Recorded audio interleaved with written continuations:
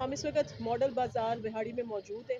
आपके सामने यहाँ पे हमने एग्रीकल्चर फेयर प्राइस शॉप का आज इनॉग्रेशन किया है और यहाँ पे हमने यूटिलिटी स्टोर का भी स्टॉल लगाया है। इधर मार्केट से विजिबल कम रेट पे इस वक्त सामान मौजूद है जो कि इंतहाई अच्छी क्वालिटी का है। हमारे साथ यहाँ पे रिटेलर एसोसिएशन वाले मुख्तलिफ हमारे साथ कंज्यूमर जो उनसे हमारे कमेटी के रेप्स हैं, सब मौजूद हैं।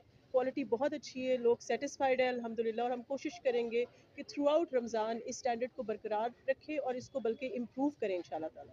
जैसे कि मैडम कितनी चीज़ों पे सब्सिडी दी गई और कितने परसेंट दी गई है?